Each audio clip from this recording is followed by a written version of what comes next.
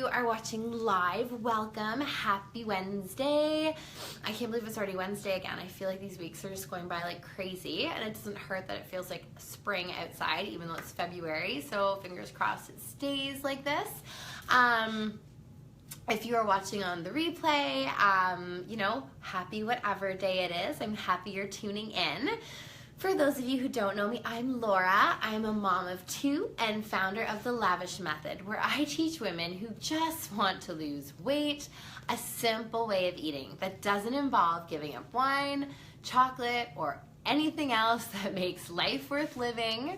I go live usually every Wednesday, and today I'm here talking about foods you should love that you may not be loving, and foods you should leave that you may be loving, if that makes sense. So let's get right into it. Let's talk about some of the foods that maybe you should leave out of your diet on a daily basis and relegate to treat status.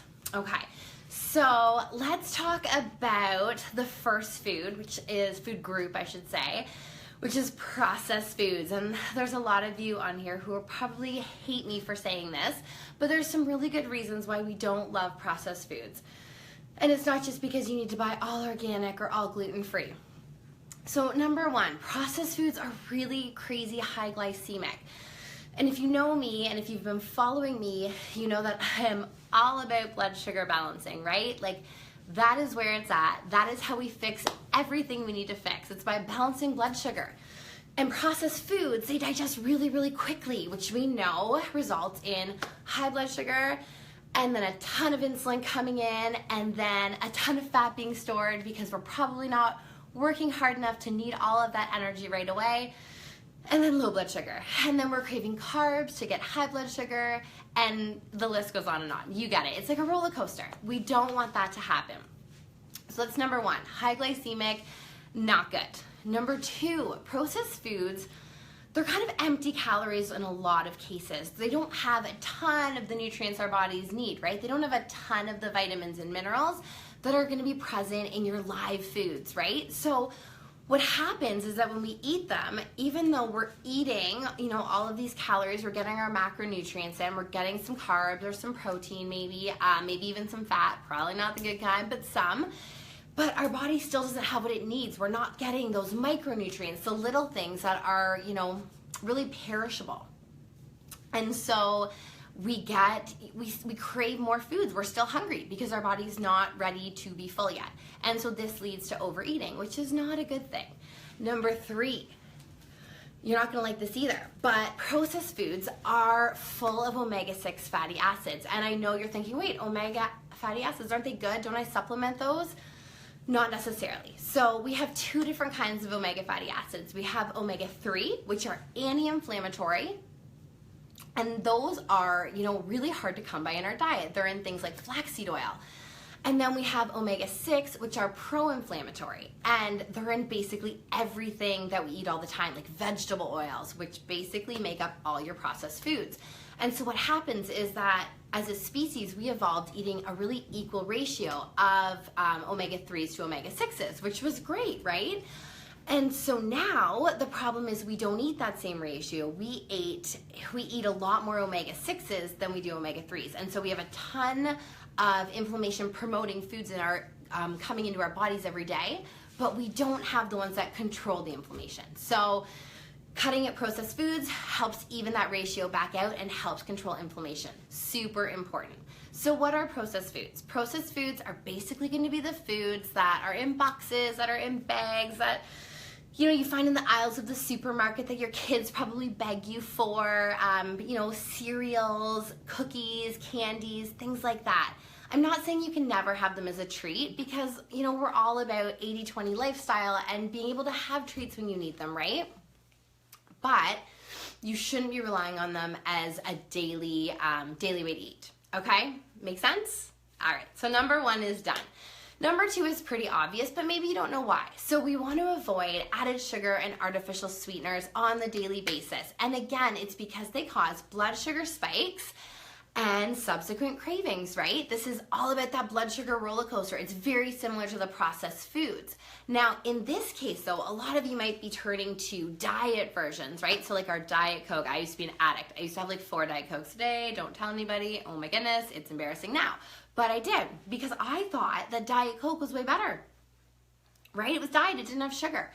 Well, now, you know, all of the research coming out is basically telling us that the diets, like the aspartame, the Splendas, affect our blood sugar just as much, if not more, than regular sugar, and are definitely a leading cause in the obesity epidemic that we're suffering from right now. So if you are trying to cut calories in order to lose weight, which is not the right thing to do, but if you're doing that and you turn to diet sodas and diet pops, oh my God, stop it. It's not helping, it's making it worse. Your blood sugar is gonna be out of control and you're gonna be storing fat like nobody's business. So no more, okay? Awesome. So let's talk a little bit about grains. This is the last thing I'm gonna tell you that maybe you shouldn't love every day. And I know we've all been told that whole grains are super healthy for us and they're a superfood and they're this and they're that. And part of that might be true. So whole grains can be a great source of things like B vitamins. They've got fiber in them, which is amazing. But grains also contain something called lectins, and lectins aren't as well known and not as well talked about, but lectins are basically a plant's defense system against predators. So what happens is lectins are basically this complicated protein that's job is to seek out and basically destroy sugar molecules, okay? The problem is the cells lining our small intestine, where a lot of digestion takes place, are lined with molecules containing certain types of sugar that aid in absorption. So what happens is when these lectins are going through, they're actually really irritating and starting to break down these cells along our small intestine, which leads to a ton of inflammation. It can lead to increased intestinal permeability, which is basically leaky gut, if you don't know or do know what that means. And our digestive enzymes can't do anything about them. They don't touch lectins. They pass through basically as is, and we can't break them down. So for that reason, I am not a huge fan of having a lot of grains in your diet. The other thing with grains is they are, again, higher carbohydrate, lower in fat, and so they're going to keep you in more of a fat storing state than a fat burning state. So maybe relegate the grains to treat status, and instead of having spaghetti, have some spaghetti squash. Or, invest in a spiralizer and try some zucchini noodles or beet noodles. They're really good, I promise.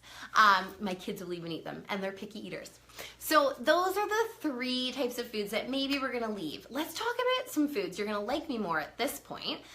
Let's talk about foods you may not think are good for you that actually are okay. So the first one I want to talk about is meat. And if you're a vegetarian, that's totally cool. Like, no worries, it's all good. But if you're avoiding meat because you think meat is bad for you, and you think meat leads to, different cancers, and meat's gonna give you a heart attack, and meat's hurting your cardiovascular system, and it's not very nutrient dense, and all the stuff that's out there about meat, actually, it's totally not true. So for the most part, if we're talking about, healthy animals, I'm not talking about factory farmed, mass produced animals that are super processed. I'm talking about, healthy pasture raised animals from smaller scale farms where they're well taken care of and they're not pumped full of antibiotics. Those meat sources are actually an ideal source of nutrients. They're an ideal source of a ton of fat-soluble vitamins we don't get in, a really plant-based diet, or we don't get easily, I should say. And they're a huge source of bioavailable protein, which, our bodies, we evolved to digest meat, the protein in meat, really, really well. And so when we eat the protein in meat, it has all of the essential amino acids that we really need, which is super important, and it makes life really easy. And those amino acids are very bioavailable, so we're able to break them down and use them. And so, our bodies are really designed to process meat really easily and effectively. And I'm not saying you can't get your protein from plants, because you can, but plant protein works a little differently. So for plants, a lot of times plants don't contain all of the different amino acids we need in one sitting. Different groups of plants have different amino acids that are in a high concentration, so you really have to work at pairing them. and making sure you're getting the right mix of plants to get all those important amino acids in. So that's one important thing to think about. And the other thing is that in terms of plants, we don't absorb plant protein in the same way. And that's not to say we can't get our protein off them, because we can, but they don't absorb as easily. They're not as bioavailable to our bodies. And so you see things like fermented vegan protein powders. And that's because when you ferment it, it becomes more bioavailable. So it's just an extra step that they have to go through to make it a little bit easier on our systems. Does that make sense? I'm just going to check and make sure there's no questions here in the comments at all, but it doesn't look like there is, so that's good. I guess that means I'm making sense. Yay. So it's really important that you choose meat that's, as processing free as possible. So one of the things we worry about with processed meats, like lunch meats or hot dogs or things like that, is the nitrates in them. And nitrates are naturally occurring. So they're found in a lot of foods anyways. Like, they're actually naturally found in fruits and vegetables as well. But nitrates, when they're on their own and they're isolated, like they are when we add them to processed meat, actually convert to something called nitrosamines in your body, and nitrites. And what happens is that those have been shown to be cancerous. So we don't want a ton of these nitrates flowing in an isolated form as a preservative. So what science has found is that when nitrates are found in fresh fruits and vegetables, they're also found in a concentration with vitamin C. And it's been shown that vitamin C is actually protective, and it stops that process from happening in our bodies, and we don't have those same cancerous effects, which is really cool. So you want to watch added sources of nitrates, and if you are indulging in things like processed meats or whatnot, make sure you pair it with like foods containing a lot of vitamin C, because we know that combination together is actually bioprotective, right? So your kids are dying for a hot dog and you're going to be a good mom and give in, once every couple months or whatever, no judgment, whatever. Then, you know what, make sure they have some bell peppers and some kiwis and some oranges at the same time, right? Up that vitamin C, so you know that you'll have some sort of a protective effect. The other thing you want to watch is the new lunch meats out there that have they're natural and preservative free, and they use celery extract. Well, celery extract is actually a natural source of nitrates, and it's isolated as well, so it doesn't have the vitamin C in it. So it's the exact same thing. Just FYI, I'm not saying don't use it. Again, you do you, but don't be fooled by the health washing that's out there as well, right? So basically, eat meats not too processed, and definitely eat meats with the fat attached to it, because the fat is where a ton of those fat soluble vitamins are living, and it's really going to help you out and keep you in that fat burning state, not the fat storing state, because you've got really good protein, which keeps our body working really hard, and you've got the fat as well, which is a great source of sustained energy, which keeps our blood sugar stable. So don't worry so much about Meatless Monday. Worry about the quality of meat you're eating, and then I say go for it. So that's the first one. I'm gonna tie that right into the second food that you may be afraid to eat right now, and that food is saturated fat. And I'm just gonna start this by saying no, saturated fat does not cause heart attacks. Like, it doesn't. It's bad science. It's bad science. That was never proven. That, in the 50s, when there was this heart epidemic going on, and all of a sudden the heart disease rates were skyrocketing and nobody could figure out why people were dying, this was a theory put out by a man who was very charismatic, and he had friends in high places, and he was able to put it out there and convince everybody, and so they kind of ignored the science on it. And now, it's only now that we're going back and saying, wait, no, this doesn't make any sense. So there's a book called The Big Fat Surprise. If you're interested in this more, I'm not going to go into further detail, but if this interests you, then I would encourage you to just Google it. It's called The Big Fat Surprise, and I think it was written in 2014. It is amazing. It's very science-based, so if you want something that's steeped in real, legit science, and you want something to convince you that fat is good, especially saturated fat, oh my goodness, read this book. It's unreal. So anyway, saturated fat has actually been found now to have a cardioprotective effect. It's been shown to actually increase the HDL molecules, which is the good cholesterol and the ones you want to be higher. And it's also been shown in different studies to increase the size of your LDL cholesterol. And your LDL cholesterol is your bad cholesterol, but it is also more dangerous the smaller it is. So if you can increase the size of that LDL cholesterol, then that's actually doing something good for your heart, and saturated fat does that. So saturated fat, which we get from animal sources of fat, so think, butter, lard, think also coconut oil, palm oil, bacon, like these are your sources of saturated fat, and they are not something you should avoid. So stop stressing about saturated fat, like seriously, stop it. Also cholesterol, total myth. Eating foods with cholesterol will not give you a heart attack. So don't be afraid of those foods. Incorporate them into your diet. You will be so happy you did. You will feel more satisfied. You will be able to eat less because you're getting more nutrient-dense foods. And you're doing some heart protective things while you're at it. So way to go. The last thing, food that I will tell you about quickly, and this can change depending on the person, is dairy. So dairy is pretty controversial. It's been estimated that maybe 25% of us have the right enzymes to actually digest dairy past childhood, which is interesting. So dairy may or may not be an issue for you.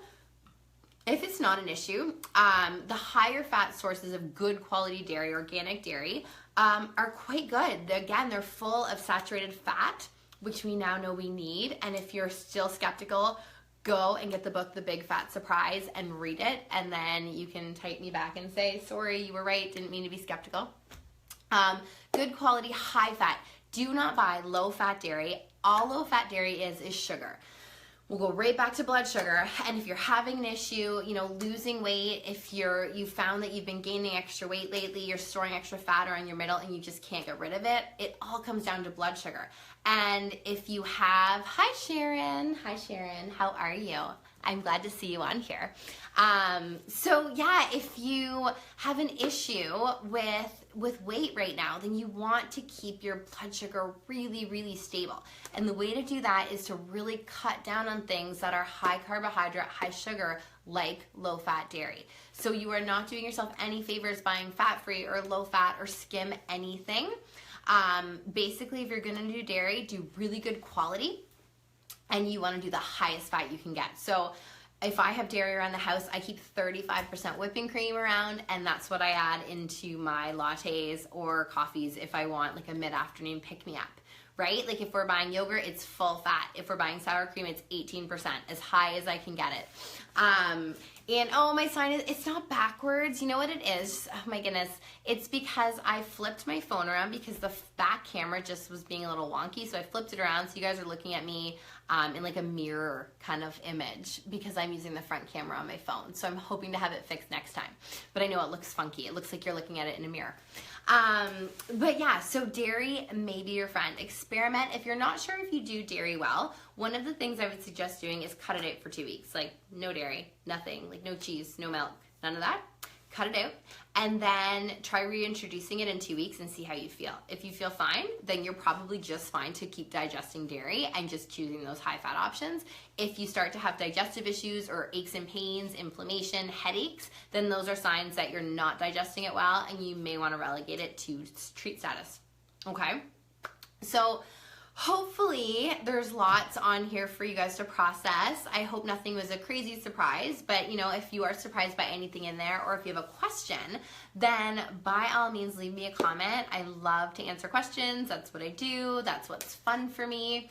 I hope maybe this post will inspire you this weekend. Instead of buying your, $10 gluten-free pancake mix and having those with some maple syrup and coffee with skim milk, maybe you'll have bacon and eggs and coffee with whipping cream. If you do that, maybe add some coconut oil into that coffee and make it like a specialty coffee like I do, and not feel like you're doing something bad, not feel like you're doing something that's bad for your health. You'd actually be doing something that's better for your health.